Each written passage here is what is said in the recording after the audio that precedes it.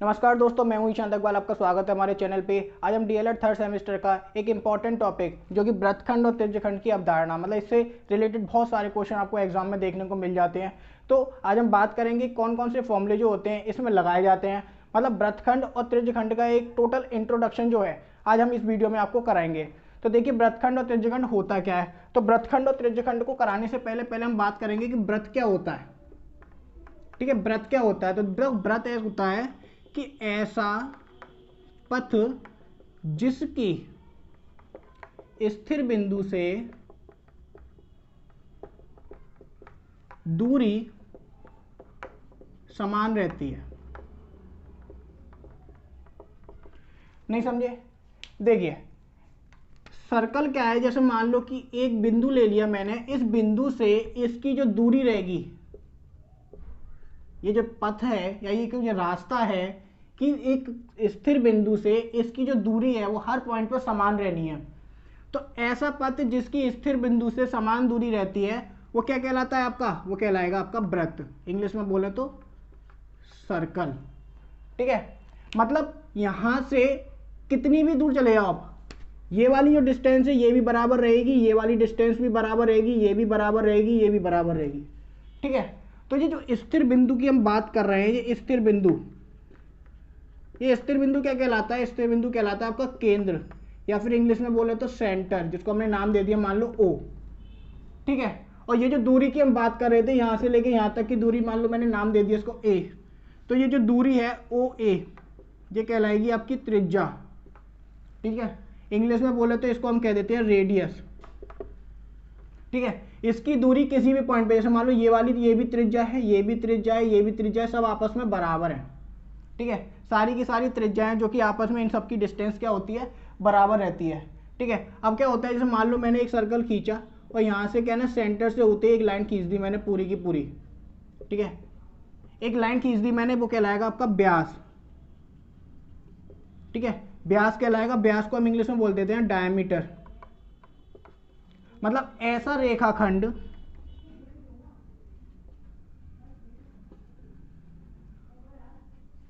रेखाखंड जो दो बिंदुओं को मिलाता है तथा केंद्र से होकर जाता है।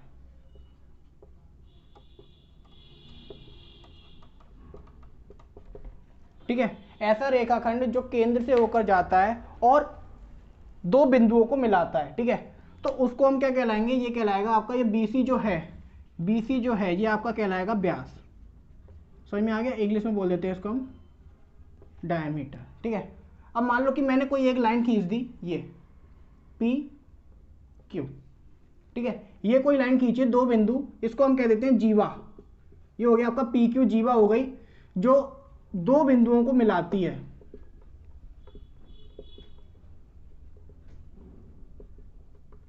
ठीक है, लेकिन जरूरी नहीं है कि वो सेंटर से होकर जाए। ठीक है, जरूरी नहीं है वो सेंटर से होकर जाएगी, बस दो बिंदुओं को मिलाएगी, उसको हम क्या बोल देंगे? जीवा। जीवा को इंग्लिश में हम बोल देते हैं कोड। ठीक है, तो देखो मैंने सारे टॉपिक बता दिए क्लियर करके, मतलब एक साफ सा मैं आपको बताता हूं कि होता क्या है। कि एक त्रिज्या किसे कहते हैं? वृत्तखंड। और ये सारी चीजें जो होती हैं, देखिए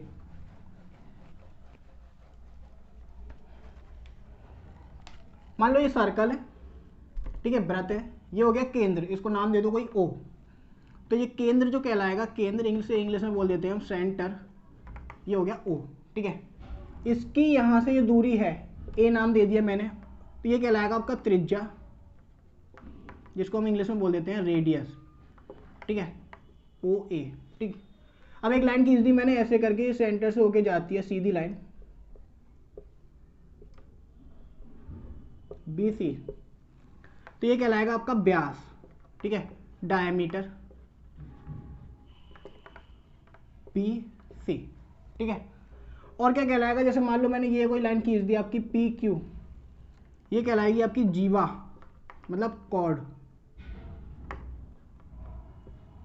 ये कहलाएगी आपकी पी क्यू। ठीक है, और देखो मैं क्या कह सकता हूँ कि आपके दिमाग में एक चीज आ रही होगी कि देखो दो बिंदुओं को ये भी मिला रही है और दो बिंदुओं को ये भी मिला रही है, तो इसे हम जीवा कह रहे हैं, तो इसको हम जीवा क्यों नहीं कह सकते? ठीक है, और इसको व्यास कह रहे हैं तो हम इसको व्यास क्यों नहीं कह सकते। तो देखो अंतर है, जैसे हम बात करते हैं व्यास की, तो व्यास को तो हम सबसे बड़ी जीवा कह सकते हैं, सबसे बड़ी जीवा मतलब ये भी एक जीवा है और सबसे बड़ी जीवा है, मतलब पूरे सर्कल में सबसे बड़ी जो लाइन खींची जाएगी या सबसे बड़ी जो कॉर्ड खींची जाएगी वो डायमीटर ही होगी, ठीक है ना, डायमीटर ही सबसे बड़ी कॉर्ड होती है। लेकिन अगर मैं बात करता हूं कि पी क्यू डायमीटर क्यों नहीं है, पी क्यू जो कि जीवा है, जीवा केंद्र से होकर नहीं जा रही है,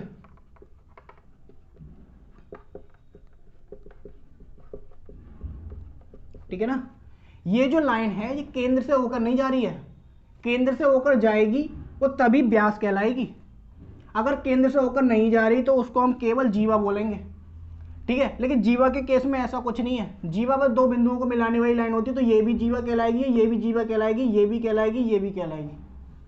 आगे समझ में आपको कि ये जो कहलाता है, ये जो डिस्टेंस होती है ये त्रिज्या कहलाती है आपकी, ये जो है ये व्यास कहलाएगा आपका, ये जो है जीवा कहलाएगी आपकी, और ये जो है ये आपका केंद्र कहलाएगा, ठीक है। इंग्लिश के वर्ड मैंने यहाँ पे लिख दिए। आगे समझ में, तो देखिए इनके क्या क्या फॉर्मूले रहते हैं।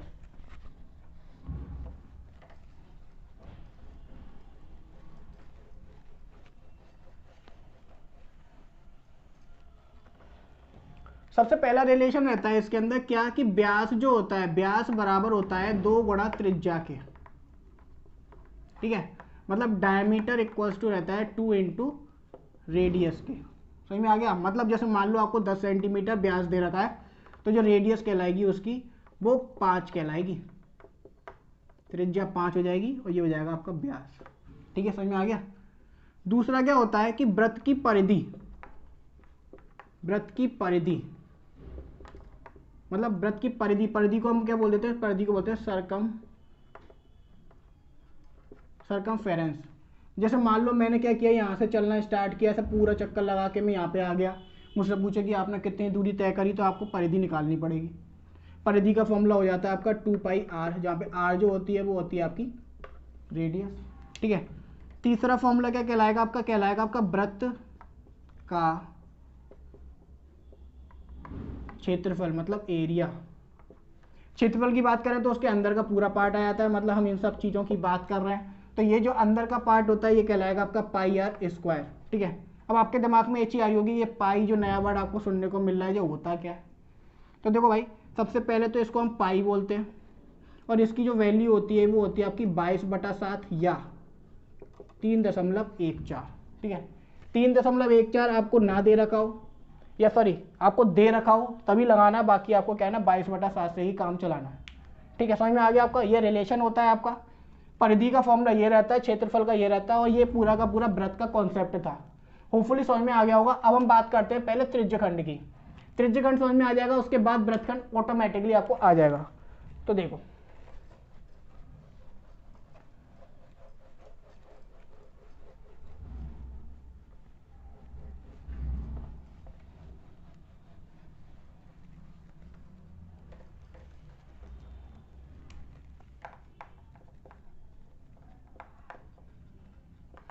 त्रिज्यखंड को इंग्लिश में बोलते हैं हम सेक्टर, ठीक है। जैसे मान लो कोई एक वृत्त है, ठीक है, तो त्रिज्यखंड होता क्या है कि दो त्रिज्या के बीच का भाग, ठीक है। मतलब है क्या है कि जैसे मान लो ये सेंटर है, मतलब ये आपका केंद्र है, और यहां से मैंने दो त्रिज्या खींच दी, ठीक है, तो इसके बीच में ये जो आपका ये स्लाइस सी कट गई है ये, ठीक है ना, ये जो कहलाएगा ये आपका कहलाएगा त्रिज्यखंड। समझे कि दो त्रिज्याएं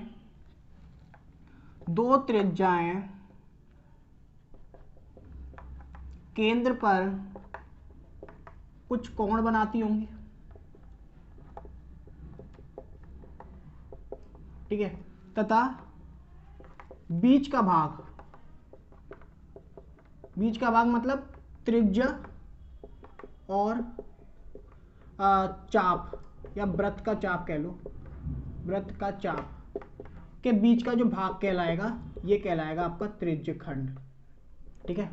इतनी बड़ी रामायण की बात तो है नहीं है, बस इतनी सी बात समझो कि ये जो है ये दो आपकी त्रिज्याएं हैं, ठीक है, ये दो त्रिज्याएं हैं, ये आपका केंद्र है और इनके बीच का ये जो हिस्सा कहलाएगा, ये जो हिस्सा कहलाएगा ये होता है आपका त्रिज्यखंड।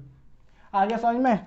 तो देखो इसे कहेंगे कैसे और इसको फॉर्मूले में लिखेंगे कैसे। तो देखो त्रिज्यखंड जो रहते हैं, त्रिज्यखंड दो हिस्से में लेते हैं, तुम्हारा लघु त्रिज्यखंड और दूसरा रहता है आपका दीर्घ त्रिज्यखंड। लघु त्रिज्यखंड और दीर्घ त्रिज्यखंड का मतलब क्या कहलाएगा आपका, जैसे मान लो ये वाला जो हिस्सा है, ये वाला एंगल, जैसे मान लो थीटा डिग्री का एंगल बना हुआ है इनके, मतलब दो त्रिज्याओं के बीच का जो एंगल है, कोण है, वो आपका थीटा है, ठीक है। तो ये जो छोटा वाला हिस्सा आपका जो काटा हुआ है, ये आपका कहलाएगा लघु त्रिज्यखंड और जो बचा हुआ हिस्सा जो कहलाएगा, ये कहलाएगा आपका दीर्घ त्रिज्यखंड। समझ रहे हो ना? ये जो दो त्रिज्याओं से जो बीच का हिस्सा कटा हुआ है, ये छोटा वाला जो हिस्सा कटा हुआ है, ये कहलाएगा आपका लघु त्रिज्यखंड, क्योंकि ये त्रिज्या से काटा गया है, इसलिए इसको हम त्रिज्यखंड बोलते हैं। खंड मतलब हिस्सा, ठीक। और जो बचा हुआ जो हिस्सा है, जो बड़ा हुआ हिस्सा, ये दीर्घ वाला हिस्सा जो कहलाएगा, त्रिज्या से कटा हुआ, ये दीर्घ त्रिज्यखंड कहलाएगा।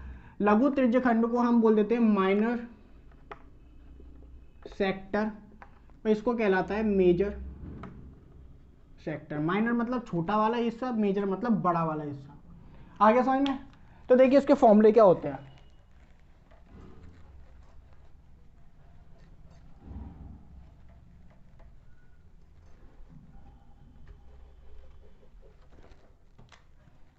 जैसे मान लो ये कोई सर्कल है, ये दो त्रिज्याएं हैं, इनके बीच का जो एंगल है थीटा डिग्री का है, ओ ए बी ले लिया हमने, ठीक है। तो देखो मैं पहले यहाँ पे लिख देता हूँ क्या, कि माना त्रिज्याएं जो हैं वो आर है और जो कोण है वो थीटा का है, ठीक है। अब देखो, अब क्या देखें हम, कि पहला होता है आपका लघु त्रिज्यखंड का क्षेत्रफल, मतलब ये वाला हिस्सा। इस हिस्से का क्या फॉर्मूला होता है, तो आपका होता है थीटा बटा 360 इंटू पाई आर स्क्वायर, ठीक है। थीटा क्या कहलाएगा, वही एंगल होगा जो यहाँ पे काटा गया है, ठीक है। दूसरा होता है आपका दीर्घ त्रिज्यखंड, दीर्घ त्रिज्यखंड का क्षेत्रफल। दीर्घ त्रिज्यखंड का क्षेत्रफल क्या कहलाएगा, देखो आपको पता होगा कि ये वाला जो एंगल है, ये संपूर्ण एंगल मतलब 360 डिग्री का होता है, तो यहाँ से थीटा हट गया तो बचा कितना, 360 माइनस थीटा बटा 360 इंटू पाई आर स्क्वायर। ये हिस्सा कहलाएगा इसका क्षेत्रफल, ठीक है। तीसरा फॉर्मूला, ये जो आपको दिख रही है चाप, ठीक है ना, तो लघु त्रिज्यखंड की चाप की लंबाई, चाप की लंबाई मतलब जैसे मैंने मान लो यहाँ पे x दे देता हूँ, इसका नाम यहाँ पे y दे देता हूँ, तो ए एक्स बी जो है, ये वाला जो चाप है, ये क्या कहलाएगा आपका, कहलाएगा थीटा बटा 360 इंटू 2 पाई आर।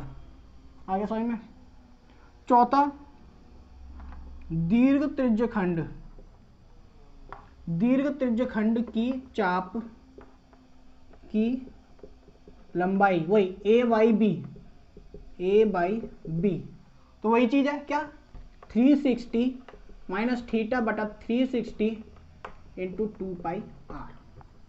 आगे समझ में? देखो ये जो था, ये थीटा मान लो आपको 30 भी दे सकता है, 60 भी दे सकता है, 45 भी दे सकता है, 72 भी दे सकता है, कुछ भी दे सकता है, मतलब दो त्रिज्याओं के बीच का ये एंगल है, कोण है, ठीक है।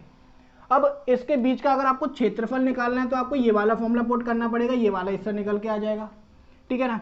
या फिर आप देखो दीर्घ वृत्तखंड का त्रिज्या इस फॉर्मूले से भी निकाल सकते हो, या फिर अगर मैं कहूं कि आपका क्या है ना, वृत्त के क्षेत्रफल से लघु वाले को माइनस कर दो, भाई पूरे में से अगर मैं ये उड़ा दूंगा तो यही वाला तो बचेगा, ऐसे भी निकाल सकते हो। और लघु त्रिज्यखंड की चाप की लंबाई मतलब ये वाली लंबाई, ये वाली लंबाई का फॉर्मूला आपका रहता है थीटा बटा 360 2 पाई आर का, थीटा वही एंगल जो बीच का होगा। और दीर्घ त्रिज्यखंड का क्या कहलाएगा, 360 माइनस थीटा बटा 360 2 पाई आर। मतलब ये जो सारे फॉर्मूले हैं ये आपके हैं त्रिज्यखंड के, मतलब सेक्टर के, और सेक्टर मैंने बता दिए दो होते हैं, ये माइनर होता है और ये मेजर होता है। आगे समझ में आपको? अब देखते हैं वृत्तखंड क्या होता है, मतलब त्रिज्यखंड के बाद का टॉपिक है आपका, लास्ट टॉपिक, ये वृत्तखंड क्या होता है।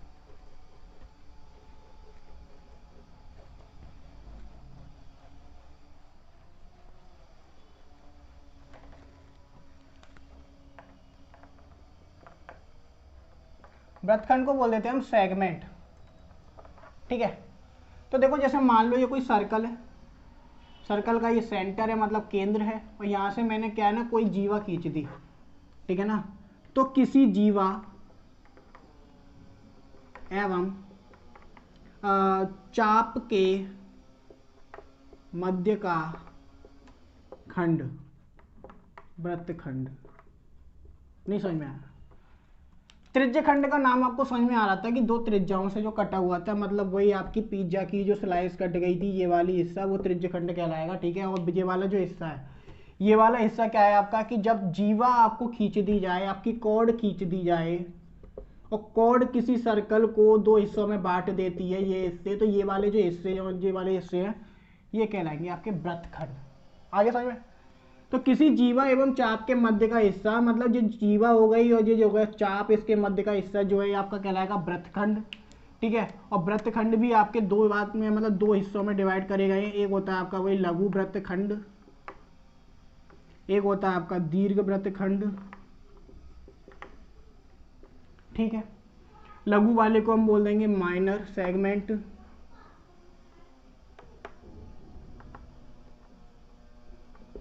ठीक है।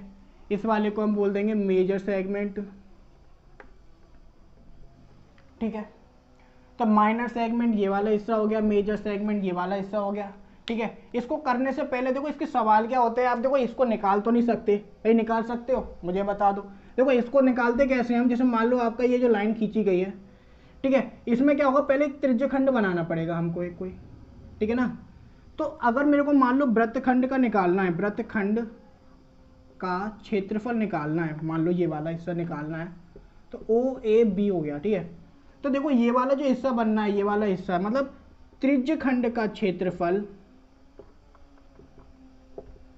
त्रिज्यखंड के क्षेत्रफल में से अगर मैं ये त्रिभुज का क्षेत्रफल हटा दूं, भाई देखो पूरे में से अगर मैं ये वाला हटा दूंगा तो यही वाला तो बचेगा, मतलब त्रिज्यखंड ये वाला जो हिस्सा दिख रहा है आपको, ये सेक्टर में से अगर मैं ट्राइंगल हटा देता हूं तो ये वाला जो हिस्सा बचेगा यही तो कहला रहा है वृत्तखंड का, ठीक है। तो इस टाइप के क्वेश्चनों का ऐसा कोई पर्टिकुलर फॉर्मूला नहीं है, बस आपको जो सवाल दिया गया हुआ उसमें आपको दिमाग लगाना है, ठीक है। तो ये आपका आ जाएगा लघु वृत्तखंड का क्षेत्रफल की त्रिज्यखंड में से अगर मैं इस ट्राइंगल के एरिया को माइनस कर देता हूँ, ट्राइंगल के एरिया देखो आपको पता ही है दो होते हैं, या तो एक 1/2 बेस इंटू हाइट होता है, ठीक है ना, या फिर आपको क्या ना वो आपको हीरोज फॉर्मूला लगाना पड़ेगा, वो हम आपको बता देंगे जैसे आप सवाल कराते जाएंगे, ठीक है।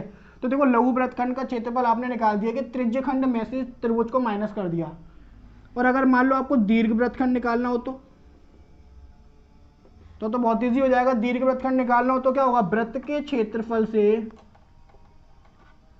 लघु वृत्तखंड माइनस कर दो, नहीं समझे। ये आपका लघु वृत्तखंड, लघु वृत्तखंड को निकालने के लिए क्या करेंगे, पूरे के पूरे सेगमेंट में से मतलब सेक्टर में से इस ट्राइंगल को माइनस कर देंगे, तो आपका क्या आ जाएगा, ये सेगमेंट आ जाएगा, मतलब वृत्तखंड आ जाएगा। दीर्घ वृत्तखंड की बात करें तो इस पूरे के पूरे वृत्त में से इस वाले हिस्से को उड़ा देंगे, तो ये बचा कुचा ये हिस्सा है, ये वाला हिस्सा, ये वाला निकल के आ जाएगा, ठीक है। तो ये तो पूरा इंट्रो था, ठीक है। ये वृत्तखंड क्या होता है, त्रिज्यखंड क्या होता है, वृत्त क्या होता है, ये पूरा इंट्रो था, ठीक है। एक तो सवाल कराते हैं जिससे कि आपको समझ में आ जाएगा, आने वाली 2-3-4 वीडियो में आपको क्या ना पूरा कॉन्सेप्ट क्लियर हो जाएगा, क्योंकि टॉपिक काफी बड़ा है तो क्वेश्चन भी बहुत सारे कराने पड़ेंगे, ठीक है। तो देखो एक आध सवाल देखते हैं।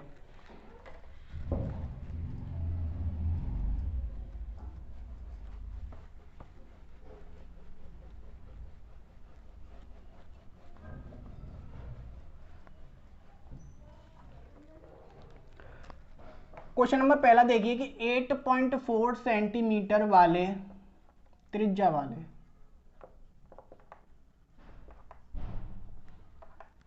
वृत्त के या का क्षेत्रफल ज्ञात करो, ठीक है। 8.4 सेंटीमीटर त्रिज्या वाले वृत्त का क्षेत्रफल ज्ञात करो। तो देखो 8.4 रेडियस मतलब आपको त्रिज्या दे रखी है 8.4 सेंटीमीटर। वृत्त का क्षेत्रफल अभी मैंने बताया था आपको, वृत्त का क्षेत्रफल बराबर 22/7 गुणा, अरे यार पहले फॉर्मूला लगा देते हैं ना, पाई आर स्क्वायर, तो 22/7 साढ़े जे और ये, ठीक है, काट दो 7 एक 7, 7 दूनी 14, 12 24, 26, 8.4, ठीक है, इंटू कर लीजिए, आंसर आ जाएगा आपका। ठीक है, करके दिखाऊं? ठीक है, तो 221.76। ठीक है, आ गया समझ में आपको? नेक्स्ट क्वेश्चन पे चलते हैं।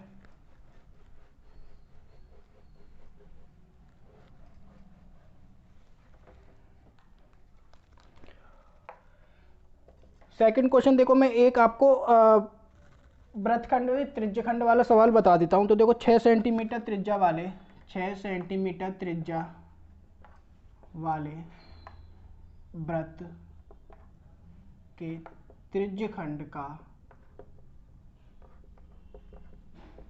क्षेत्रफल ज्ञात करो जबकि केंद्र पर बना कोण, ठीक है, केंद्र पर बना कोण 60 डिग्री का है। ठीक है, मतलब जैसे मान लो आपका ये हो गया आपका सर्कल, ठीक है, ये हो गया आपकी दो त्रिज्या है, यहाँ पे बीच का 60 डिग्री का एंगल है, और त्रिज्या दे रखी है आपको 6 की, मतलब ये भी 6 की है, ये भी 6 की है। तो देखो इसको सॉल्व कैसे करेंगे, फॉर्मूला अभी मैं लिखवा चुका हूँ। तो देखो त्रिज्या हो जाएगी r 6 सेंटीमीटर की, ठीक है, थीटा हो जाएगा कोण आपका 60 डिग्री का। तो त्रिज्यखंड का क्षेत्रफल, फॉर्मूला अभी लिखवाया, थीटा बटा 360 पाई r स्क्वायर। ठीक है, तो 60 बटा 360 गुणा 22 बटा 7 गुणा 6 गुणा 6, इससे 6 बार कट गया, 6 से 6 कट गया, तो हो जाएगा आपका 132 बटा 7 सेंटीमीटर स्क्वायर। आगे समझ में आपको? एक लास्ट क्वेश्चन और देख लेते हैं।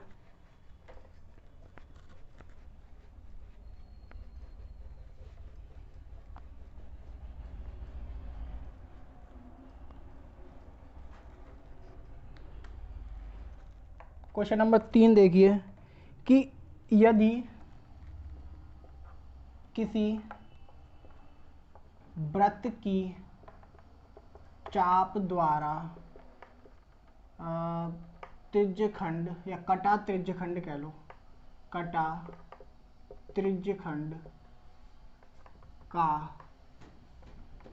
क्षेत्रफल 5 पाई बटा 3 सेंटीमीटर स्क्वायर है, ठीक है ना, तो केंद्र पर बना कोण ज्ञात करो जबकि त्रिज्या 6 सेंटीमीटर की हो। ठीक है ना, राइटिंग थोड़ी ऐसी हो गई है। यदि किसी वृत्त की त्रिज्या, मतलब एक वृत्त बना देते हैं, ये हो गया आपका त्रिज्यखंड, और ये वाला जो हिस्सा है, ये आपको जो क्षेत्रफल दे रखा है, त्रिज्यखंड का क्षेत्रफल, त्रिज्यखंड का क्षेत्रफल जो आपको दे रखा है 5 पाई बटा 3 सेंटीमीटर स्क्वायर दे रखा है। त्रिज्या जो दे रखी है आपको r 6 सेंटीमीटर दे रखी है। ठीक है, तो इसका फॉर्मूला देखो, इसका फॉर्मूला क्या होता है, थीटा बटा 360 पाई r स्क्वायर बराबर लग जाएगा ये 5 पाई बटा 3। ठीक है ना, पाई से ये पाई कट जाएगा, तो देखो थीटा बटा 360 इंटू ये 6 की जगह लगा दो, ये 6 गुणा 6 5/3। ठीक है, 6 से ये कट जाएगा 60 बार, 6 से ये कट जाएगा 10 बार, तो थीटा बराबर कितना आ जाएगा, थीटा आ जाएगा 50 बटा 3 आंसर। आगे समझ में आपको? तो देखो इस वीडियो में हमने केवल वृत्तखंड और त्रिज्यखंड का इंट्रो दिया है। ठीक है, ये जो क्वेश्चन है वो मैंने आपको बता दिए कि आप जो फॉर्मूले मैंने आपको बताया वो आपको लगाकर देख सको। लेकिन इसकी अगली वीडियो में क्या है ना, हम वृत्त से लेकर वृत्तखंड और त्रिज्यखंड सबके अलग अलग फॉर्मूले आपको लगाना सिखाएंगे अलग अलग सवालों में। ठीक है, तो इसकी कई सारी वीडियो बनेंगी, ये पार्ट 1 था। अगली वीडियो में हम बात करेंगे वृत्त के कितने भी सवाल बन सकते हो, कैसे उनको लगाया जाता है। ठीक है, हमारी वीडियो अच्छी लगी हो तो लाइक कीजिए, सब्सक्राइब कीजिए और शेयर जरूर कीजिए। Thank you.